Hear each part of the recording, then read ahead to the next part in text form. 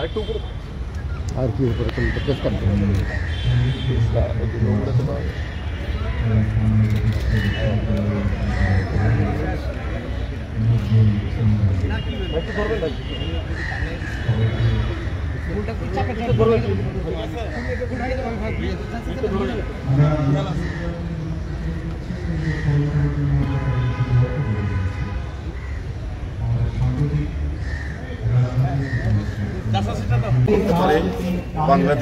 বাংলাদেশের মানুষ যেমন যুগে যুগে শিক্ষা গ্রহণ করেছে, তার কবিতা, তার লেখনী, তার সাহিত্য, তার গান আমাদেরকে বিভিন্ন সময় শৃঙ্খল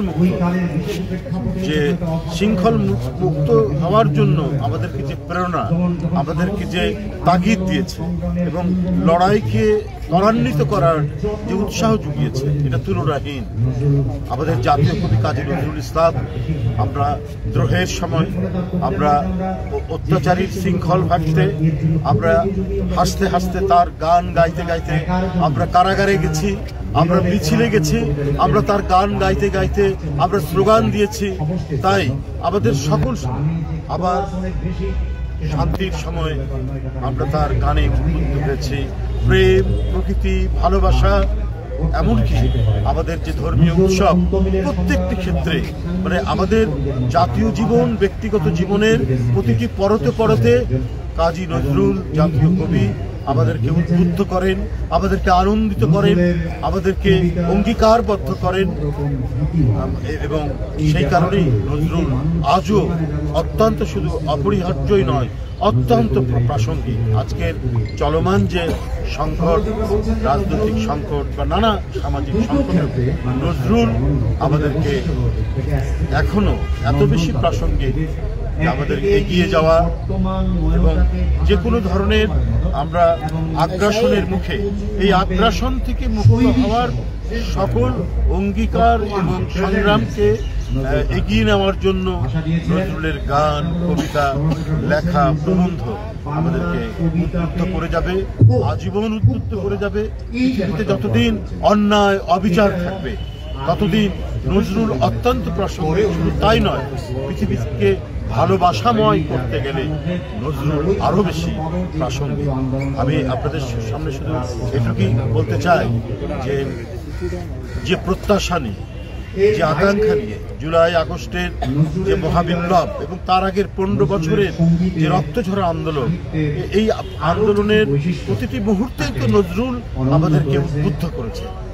নজরুল আমাদের শত আঘাতের মধ্যেও আমরা বেঁচে থাকার প্রেরণা পেয়েছি নজরুলের কাছে।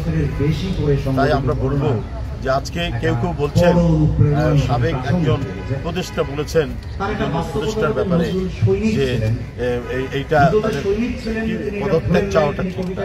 তো আমি যদি বলি যে অন্তর্বর্তীকালীন সরকার, এটা তো একটি তার যে বৈশিষ্ট্যটা হবে তো নিরপেক্ষ সরকার।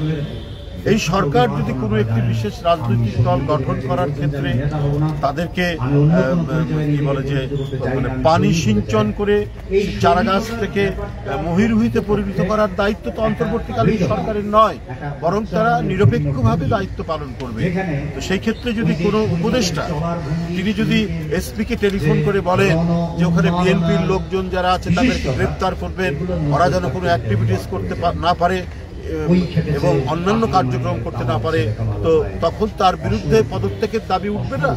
করার জন্য আমরা শুনেছি এই সমস্ত উপদেষ্টারা তারা ভূমিকা পালন করছে, নানাভাবেই ভূমিকা পালন করছে। ডক্টর মোহাম্মদ ইউনূস তিনি তো সম্মানিত মানুষ, সবাই সম্মান দিয়েছে। এই সরকারকে যারা আন্দোলনে রত ছিল, যারা আন্দোলন সংগ্রাম করতে গিয়ে যাদের সন্তানেরা হারিয়ে গেছে, ক্রসফায়ারের শিকার হয়েছে, যারা পৃথিবীতে নেই, এই 15 বছরের দুঃখ বেদনা সমস্ত কিছু ধারণ করে যখন স্বৈরাচারের পতন হলো, ফ্যাসিস্ট যখন পালিয়ে গেল, তখন ডক্টর ইউনূসকে তো আমরা সবাই সমর্থন জানাই। কিন্তু এই সরকারের ভেতর থেকে যদি পার্টিজম, দলমন্যতার আমরা যদি আভাস খুঁজে পাই, বৈশিষ্ট্য খুঁজে পাই, তো সেখানে তো আমাদের প্রতিবাদ করতেই হবে। কেন কুমিল্লার উপদেষ্টা, আমরা নিজে, শুধু আমরা না, আপনি এলাকায় আপনি শুনবেন যে মুরাদনগর হচ্ছে সেই উপদেষ্টার বাড়ি, এবং তিনি এসপিকে ডেকে বলছেন যে এখানে বিএনপির লোকজন গ্রেপ্তার করার জন্য দাঁড়াতে না পারে। তো তাহলে তো শেখ হাসিনার আমলেরই পুনরাবৃত্তি হচ্ছে। আপনার সেখানকার যে এমপি ছিলেন, আগের এমপি এবং মন্ত্রী যারা কায়কোবাদ সাহেব, তিনি বারবার রিং করে বলছেন যে আপনি কিছু বলেন, এটা কি ধরনের কথা? এখন তো মুক্ত পরিবেশ থাকবে, এখন তো শান্তিময় পরিবেশ থাকবে। এখন কেন সরকারের যারা পরিচালনার সাথে আছে তারা কেন এই ধরনের একদম পার্টিজান ভূমিকা, বিতর্কিত ভূমিকা পালন করে? এই ধরনের ঘটনাগুলো বিভিন্ন জায়গায় আমরা প্রশাসনের বিভিন্ন ক্ষেত্রে দেখতে পাচ্ছি। কারণ দোসররা তো এখনো ভিতরে ঘাপটি বেড়ে আছে। সরকার যখন দেখে মানে এরা ওই দোসররা যখন দেখে যে সরকার বিএনপির প্রতি বৈরী, তখন ওরা আরো 10 লাখ দিয়ে বিএনপিকে দমন করার জন্য নানা ধরনের কলা কৌশল অবলম্বন করে। তো এইটা তো চাইনি। আমরা সবাই চেয়েছি যে এই অন্তর্বর্তীকালীন সরকার প্রয়োজনীয় যে সংস্কারগুলো সম্পন্ন করে, নিষ্পন্ন করে একটা অবাধ সুষ্ঠু নির্বাচন দেবে। এই নির্বাচন কিন্তু আটকে রেখেছিল শেখ হাসিনা। এই নির্বাচনে ভোটাররা যেতে পারেনি। এটা নিয়েই তো আমাদের যত কথা, যত প্রতিবাদ, যত আন্দোলন। কারণ এই নির্বাচনকে একতরফা করার জন্য উনি সমস্ত প্রতিষ্ঠান ভেঙেছেন। তিনি নির্বাচন কমিশনের নিরপেক্ষতা ভঙ্গ করেছেন। তিনি আদালতকে নিজের আঁচলের মধ্যে বন্দী করে রেখেছেন।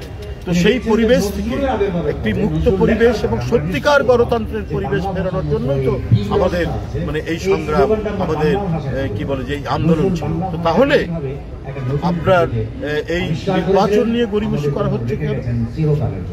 এটা কি নির্বাচনের কথা বলা, নির্দিষ্ট সময়ের মধ্যে নির্বাচনের কথা বলা, এটা কি মহাপাপ? আজকে উপদেষ্টাদের কথা শুনে সেটা মনে হচ্ছে, এবং তারা নানাভাবে বিভিন্ন মানুষকে দিয়ে এটা প্রভোগ করার চেষ্টা করছেন। কেন? আজকে কি বলে যে পরিবেশ উপদেষ্টা, তার দায়িত্ব তো মানে পরিবেশকে সুরক্ষা করা এবং পরিবেশের উন্নয়ন তিনি যতদিনই সময় পান। আজকে বুড়িগঙ্গা কেন ড্রেন? আজকে শীতলক্ষা কেন ড্রেন? আজকে আমরা মানে বিষাক্ত নিঃশ্বাস কেন নিতে হচ্ছে?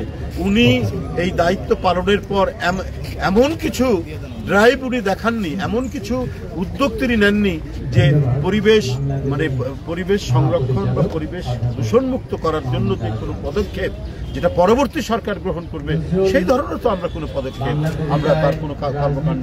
কিন্তু খালি দেখি যে খালি নির্বাচন নির্বাচন বললে তো হবে, খালি নির্বাচন। এটা সরকারের উপদেষ্টারা কি করে? কিন্তু দায়িত্ব তাদের যেটি, সেটা বাদ দিয়ে তারা যদি অন্য কোনো গভীর এজেন্ডা নিয়ে তারা কাজ করেন, তাহলে তো জনগণ সেটাকে কখনোই মেনে নেবে। যাই হোক, আজকের 126তম জন্মদিন আমাদের জাতীয় কবি। আজকের এই শুভ জন্মদিনে আমি তার আত্মার মাগফিরাত কামনা করছি। আমরা গর্বিত যে জাতীয় কবি নজরুলের মতো একজন মহান কবিকে আমরা পেয়েছি। আমাদের সুখে দুঃখে, আনন্দ বেদনায়, শোকে একবারে এক অসম্ভব প্রেরণার উৎস হচ্ছে জাতীয় কবি কাজী নজরুল ইসলাম। আমরা সামনে আরো যত লড়াই সংগ্রাম যাই আসুক না কেন, আমাদের প্রতিটি পদক্ষেপ, আমাদের প্রতিটি মিছিল, আমাদের প্রতিটি স্লোগান নজরুল আমাদেরকে প্রভাবিত করবে, নজরুল আমাদেরকে উদ্দীপ্ত করবে, নজরুল আমাদেরকে সমস্ত শৃঙ্খল ভেঙে এগিয়ে যাওয়ার সাহায্য। ধন্যবাদ।